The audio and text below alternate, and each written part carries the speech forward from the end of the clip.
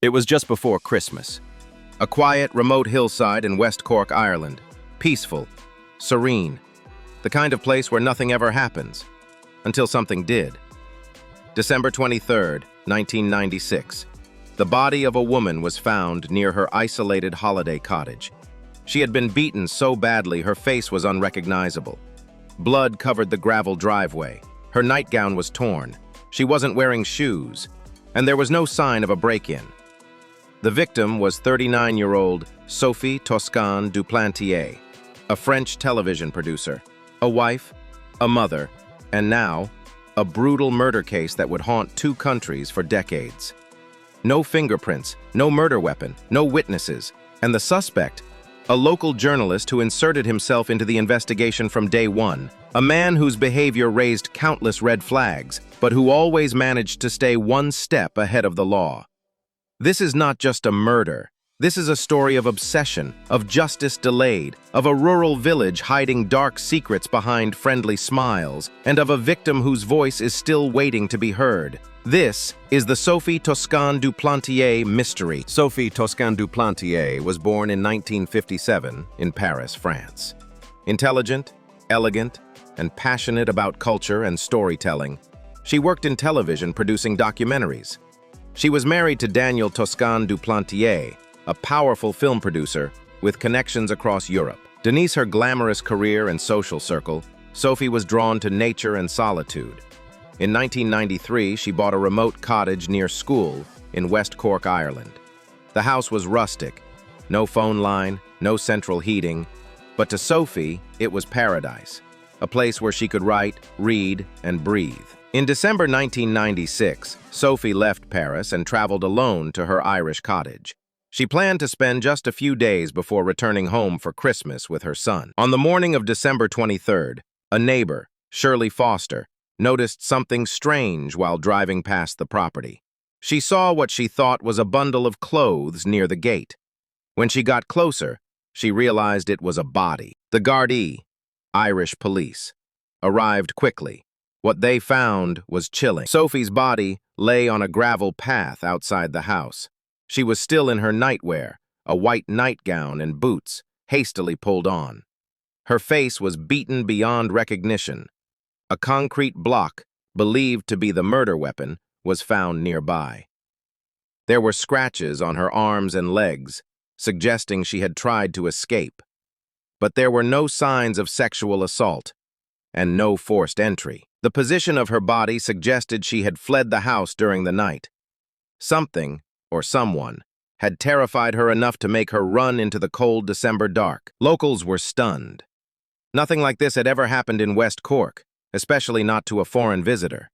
The community was small, tightly knit, and suddenly a brutal murder shattered the peace. The investigation began immediately, but from the start, mistakes were made. The crime scene wasn't sealed off properly.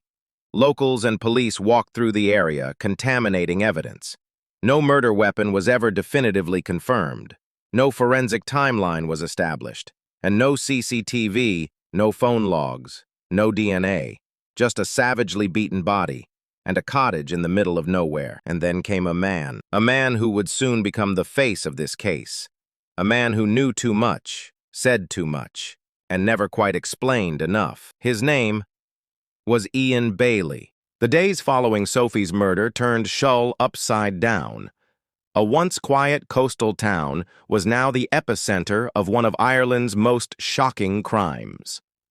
The first step was to retrace Sophie's final movements. She had arrived in Ireland just a few days before her death, alone, seeking solitude.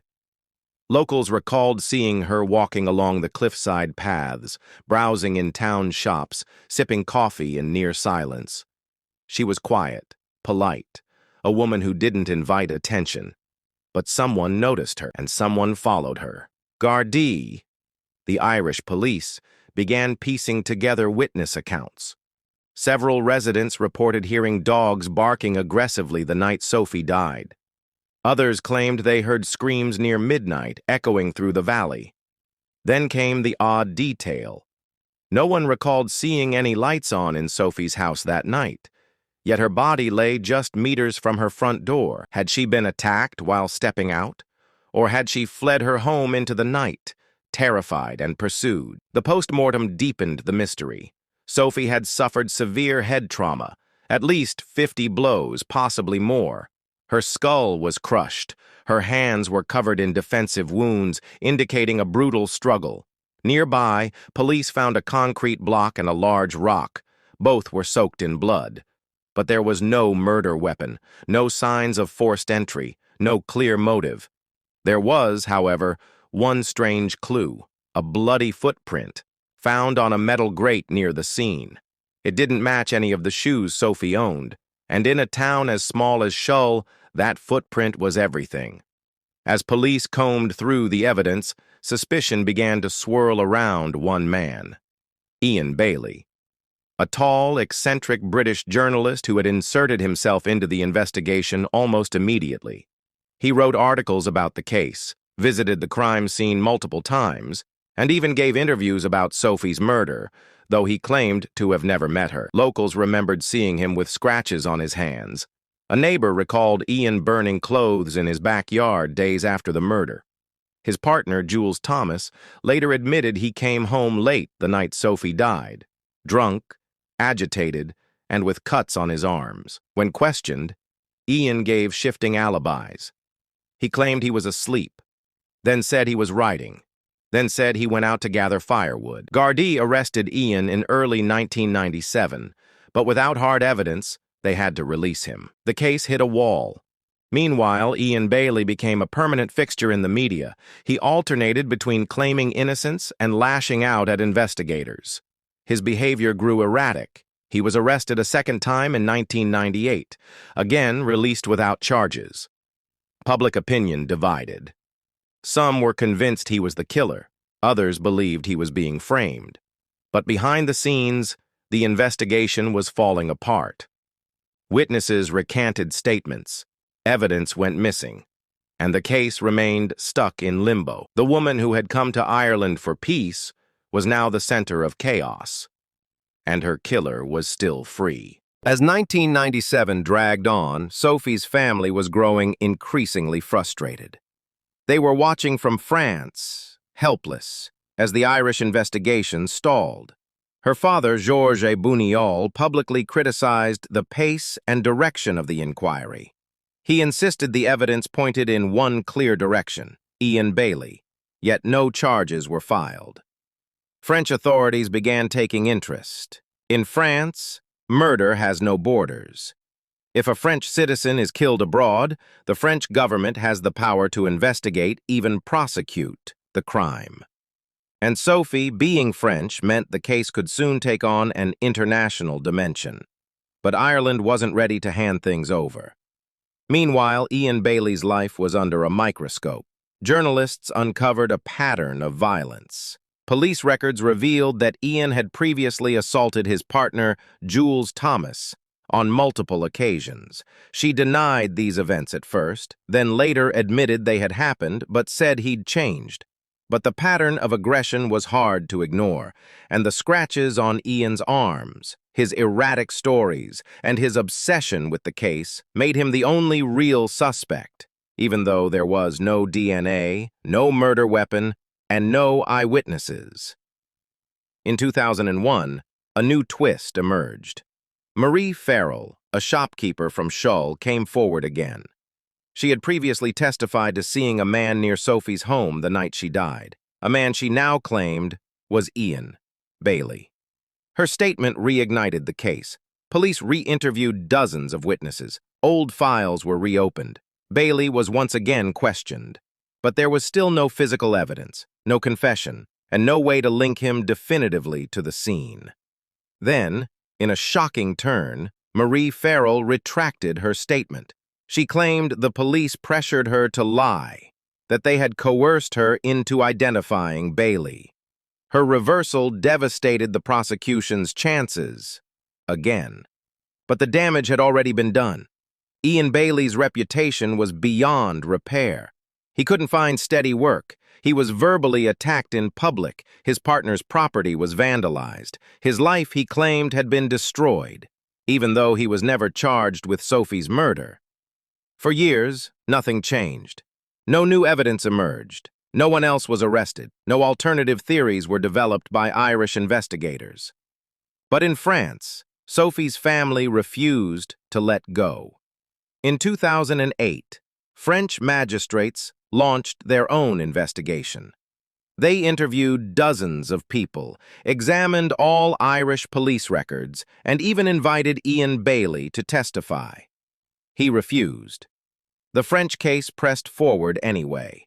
In 2010, an Irish High Court refused France's request to extradite Bailey. They argued there wasn't enough evidence. But France wasn't done. In 2019, over 20 years after Sophie's murder, Ian Bailey was tried in absentia in a French court. After the 2019 French court decision, media across Europe erupted. France had declared Ian Bailey guilty of murder, but Ireland refused to acknowledge the verdict.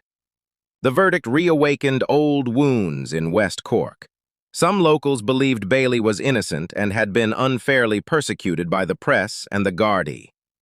Others were convinced he was guilty and had escaped justice due to sloppy police work and a lack of political will. But no one could ignore one haunting fact. Sophie was still dead, and no one had ever truly answered why. Bailey, now aging and bitter, continued to live in Shoal. He gave countless interviews. Some days he denied everything. Other days he mocked the investigation. He even read poems about the case at festivals, turning the tragedy into some sort of bizarre performance. His behavior disgusted Sophie's family. They felt mocked, like their daughter's life and death had become a stage act for the man they believed had taken her from them. In 2020, a Netflix documentary titled Sophie, A Murder in West Cork, was released. It presented the story in painful detail and revived international interest in the case. For a new generation, Sophie's death became a mystery they couldn't let go of. The series presented both sides, the circumstantial evidence against Bailey and his persistent claims of innocence. But viewers were left with a disturbing reality. There was no real proof, just suspicion and contradiction. Back in France, the 25-year sentence stood on paper, but it meant nothing on the ground. Ireland again refused extradition in 2020, citing the same reasons as before: no concrete evidence and concerns about fair trial rights. Ian Bailey would never serve a day in prison. In interviews, he now referred to himself as the victim. He said the case had ruined his life, that he had lost everything: career, love, peace, all because of a crime he didn't commit.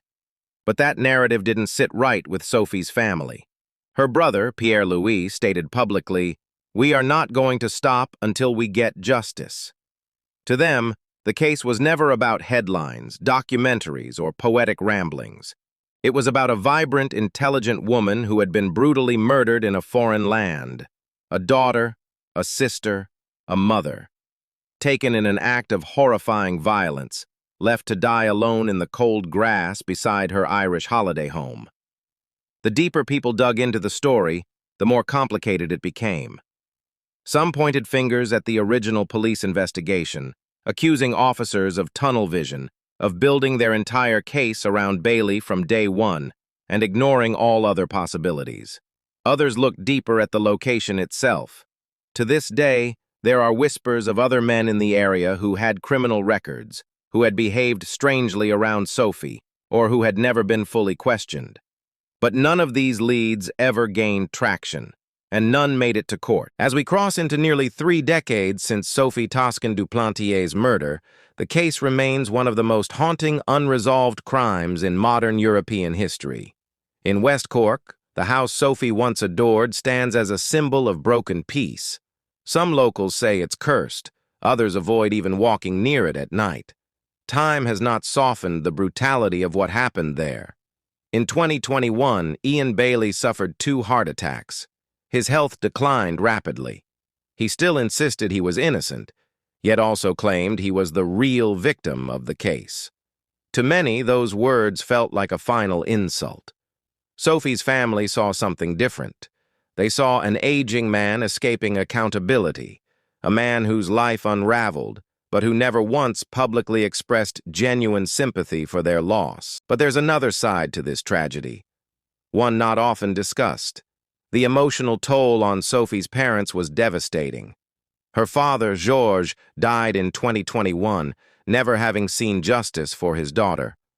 Her mother, Marguerite, continued the fight alone well into her 90s. Each year, on the anniversary of Sophie's death, the family gathered. They held quiet memorials. They lit candles. They visited her grave. And they waited, hoping, praying, that someday someone would come forward. But no one ever did. In Ireland, public opinion remained split. Some believed Bailey was framed. Others were convinced of his guilt, but frustrated at the lack of physical evidence. But the deeper issue was this: the systems in place, the Gardaí, the Irish courts, the French judiciary, all failed to deliver justice. They failed Sophie, they failed her family, and they failed the public's trust. There was no DNA evidence, no fingerprints, no clear motive, only a chaotic night, an isolated murder scene, and years of missteps. And in the absence of resolution, theories flourished. Some believed Sophie was killed by someone she knew, maybe a jealous lover or acquaintance in West Cork. Others suggested she had stumbled upon something that night, something she wasn't supposed to see. There were even whispers of political cover-ups. After all, Sophie's husband, Daniel Toscan du Plantier, was a powerful man in French cinema. Could that have influenced the investigation? Could secrets have been buried to protect reputations? But these remain just whispers, unproven, speculative. In 2022, Bailey gave what many believe was his last major interview. In it, he rambled, he quoted poetry, he talked about nature, about being misunderstood, and about how the real killer was still out there. It was a surreal performance, part denial, part performance art. Some saw a broken man. Others saw a manipulator still clinging to the spotlight. But Sophie's family didn't watch the interview. They had long given up on hearing anything meaningful from him. Their focus had shifted, not on Bailey, not on the Gardaí, but on memory, on Sophie, a woman of elegance and intellect, a filmmaker, a dreamer, a mother who loved her son fiercely, a woman who sought refuge and inspiration in the Irish countryside, only to have it become her grave. She was 39 years old. She had dreams. She had a future. And someone took that from her in the most brutal way imaginable. The legacy of Sophie Toscan du Plantier isn't just a murder mystery. It's a cautionary tale about broken systems, about media exploitation, about how public opinion can become a weapon, and how justice, when delayed or denied, leaves scars that last generations. To this day, no one has been officially convicted of her murder in Ireland. There is no resolution, no closure, only silence, and a name etched in both grief and memory. Sophie Toscan du Plantier, gone, but never forgotten.